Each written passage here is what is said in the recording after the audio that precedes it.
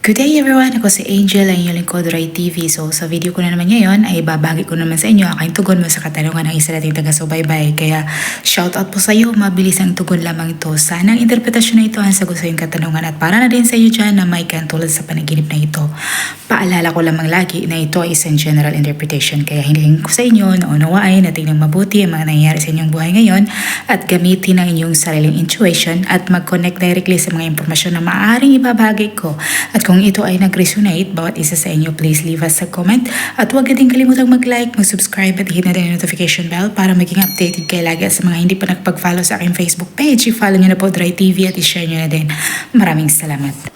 Ang pagkakaroon mo ng panaginip na kinagat at sinipa ng kabayo ay maaaring reference ng some turmoil going on within yourself or even nag-involve ng loved one. Ang kabayo ay hindi naman talaga aggressive creatures by nature. Sila ay lumalaban for breeding rights or in perceived fear para sa kanilang buhay at ayaw nilang manakit ng tao.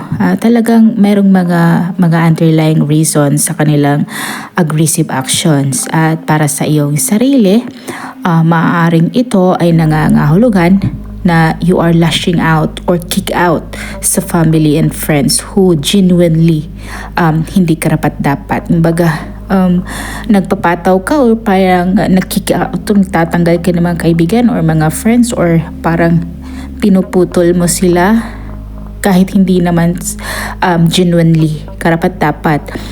Siguro ang galit has boiled over with work or sa ibang tao at sa kasamaang palad ay pinapalabas mo ito sa mga tao na mahal mo. Ang panaginip with an aggressive horse ay isang immediate sign to work on sa iyong problema bago ka pa makagawa ng mga bagay na pagsisihan mo at huwag kang magiging ang tao na mawalan ng love, trust at respeto sa mga tao na you care about by senselessly lashing out. Sana nagustuhan nyo ang dream interpretation na ibinahagi ko sa inyo ngayon at pag-ibahagi na din sa inyong mga opinion at katarungan sa pamamagitan ng pagkomento sa baba.